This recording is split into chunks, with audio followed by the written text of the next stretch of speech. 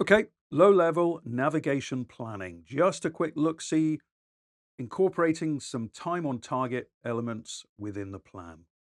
Keeping it really basic, just to get the major points across. First thing you need is a map. This is a 1 to half million scale low-flying chart. The half mil LFC as used by UK forces, essentially very similar to the TPC, the tactical pilotage chart that you'll find online or as hard copies. Difference between this and the civilian type map, there's a couple of bits and pieces. Helicopter landing sites, military air traffic zones, military training areas, flow arrows, and all of you aviation enthusiasts know what that one is. This here is denoting the ultra-low flying areas, 100 feet. Special authorization required. You don't get to do that on a daily basis. A couple of other bits and pieces that we need to stay clear of as military pilots or be aware of. The microlight site is particularly important because nobody wants a man strike, some fella jumping off a hillside with a bivouac on his back, smashing into your jet at 7 or 8 miles a minute.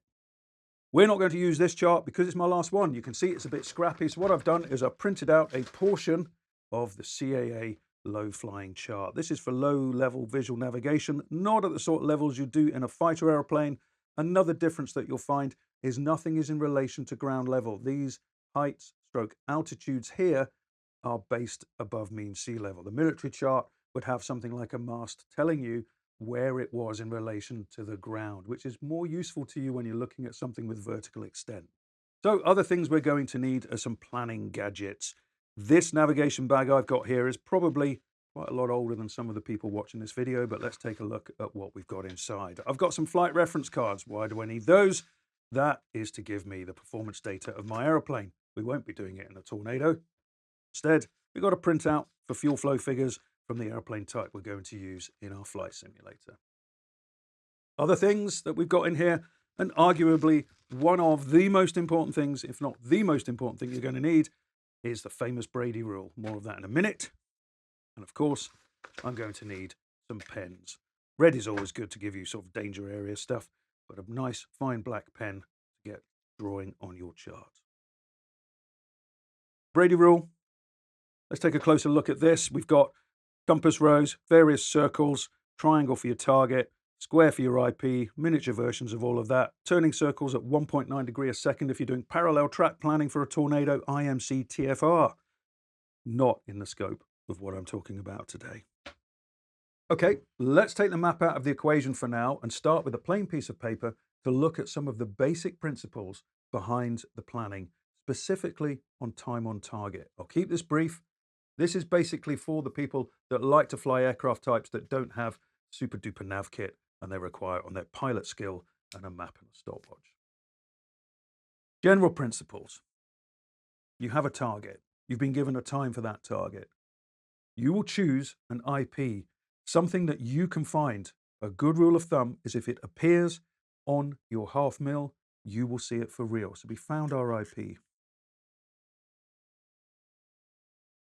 The other sort of things we're going to need is an element such as a timing trombone, as we would call it. And as you know, a trombone slides, time can slide. So let's assume we've got our little route. We're working it out. Remember, there are no tactical constraints on this little plan. It's only a little NavX.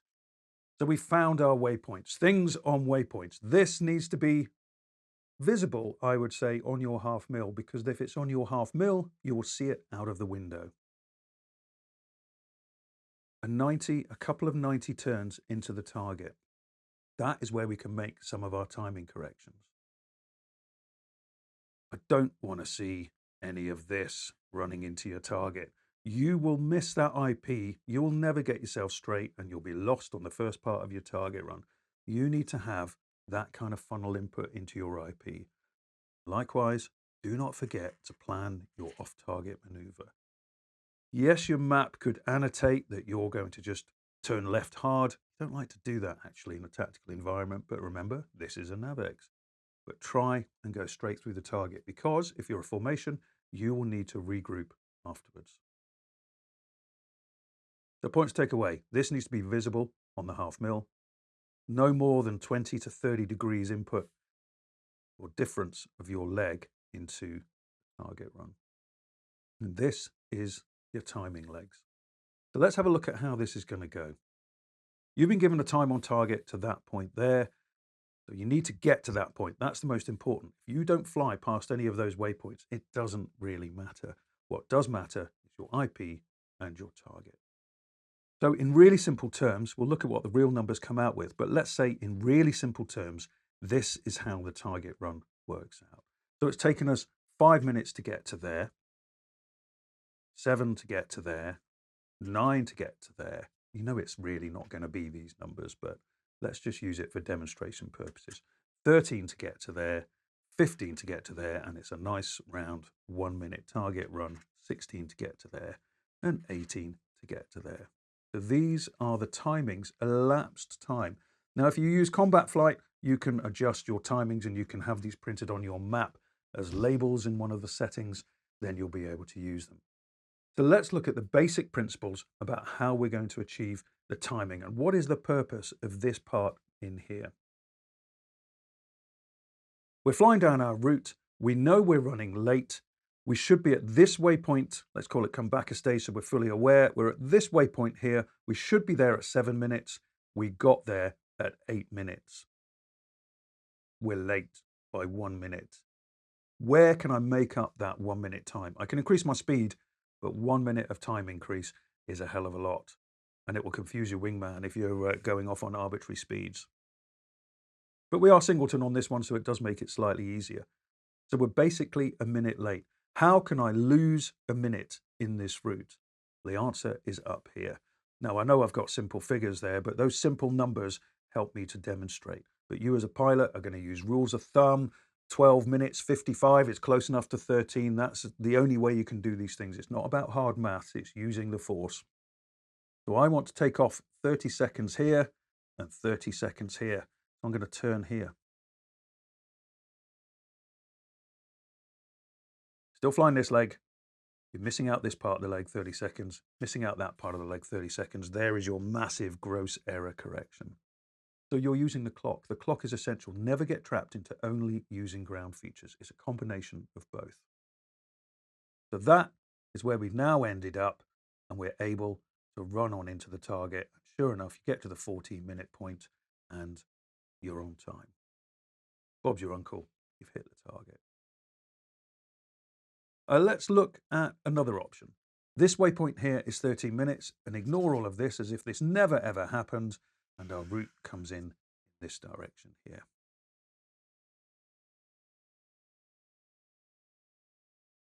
If I find myself running late, let's rough sort of numbers here as well. Of course, that's 12, 11, 10, 9, and 8. If I get to 8 minutes here, still short of that, turn on time. Adjust your heading and track as required. Get to that waypoint there. Yes, you've still got a bit of catch up to do, but you've taken off an entire chunk.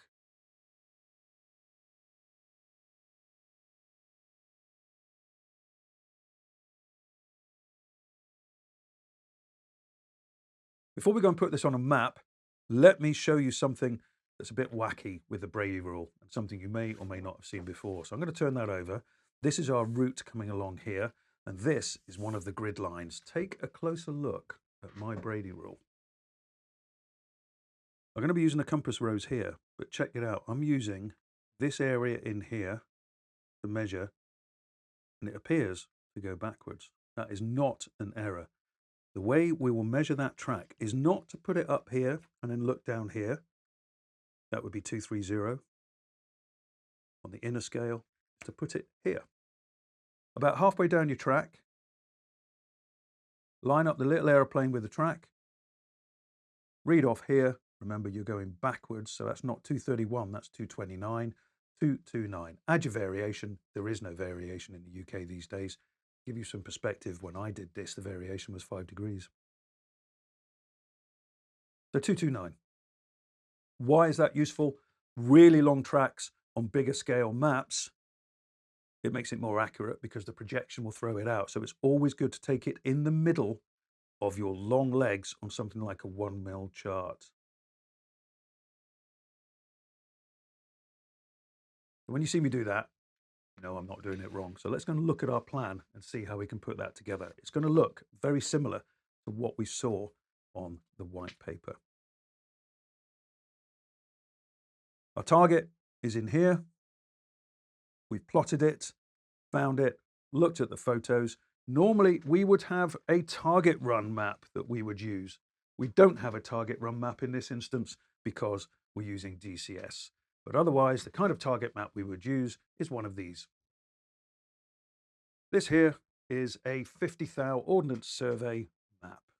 There's the IP, there's the target. The cross there is something you do with tornado navigation. That would be an all sensor offset. Again, not the subject of this brief. I'm also not going to talk about this at the moment because we're not using this kind of map in the simulation software we're using.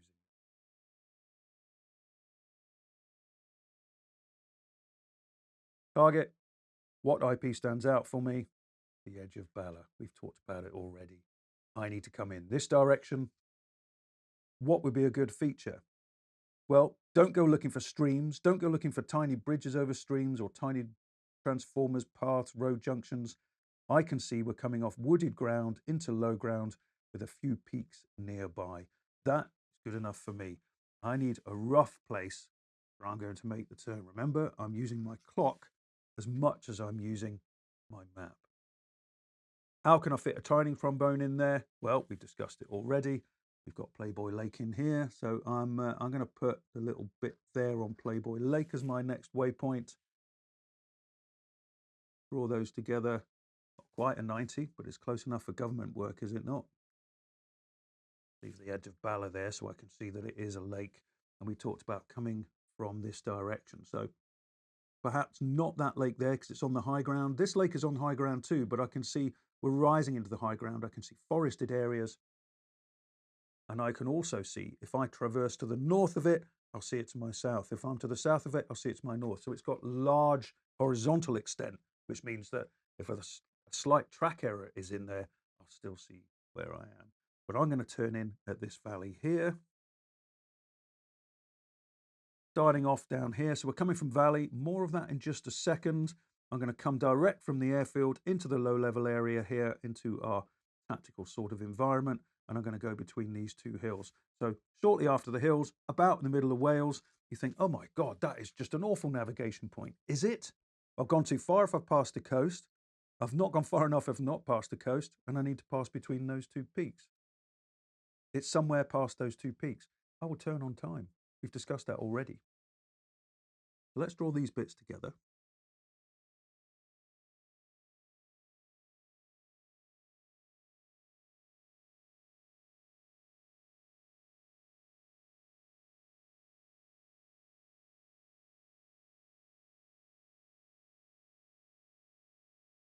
And coming off the target, you'll want to go through the loop. There's no flow arrows. Remember, it's a civvy chart.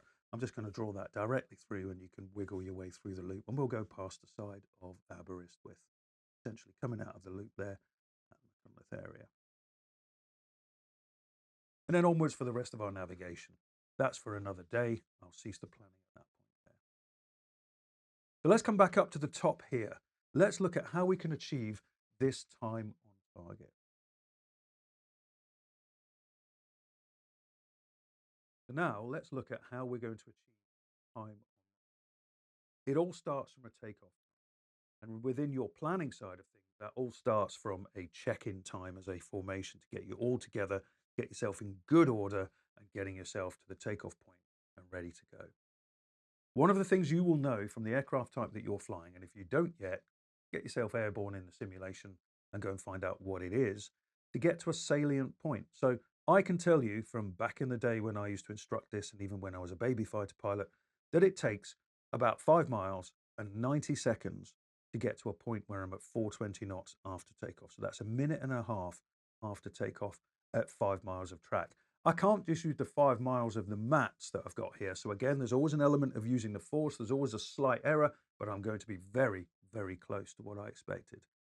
So getting airborne from Valley as as we are in this instance here, we do need to find a heading that will get us to the waypoint we want, but we're going to see and find that waypoint. And if we get airborne on this runway up here, if we get airborne on 3-1, I know I'm going to have to overturn. And if I get airborne on 1-3, I'm going to have to underturn. That's pilot stuff, basics of that.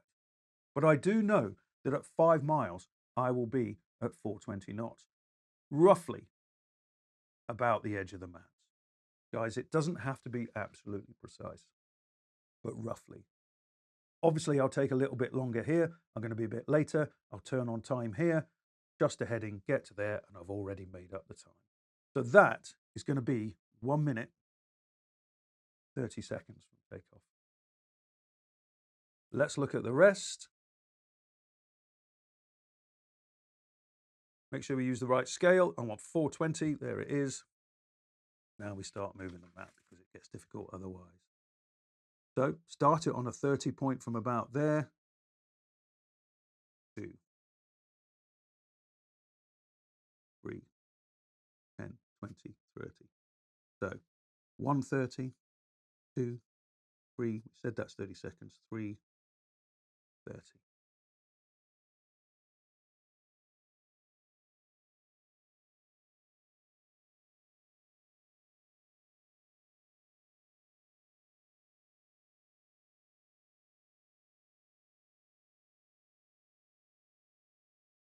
Now I'm exaggerating what I'm looking at here, just so you can see the principle. A little airplane symbol is along the track, but I put the airplane symbol along track and also across one of the grid lines. With this way, 091, 2, 3, heading of 093.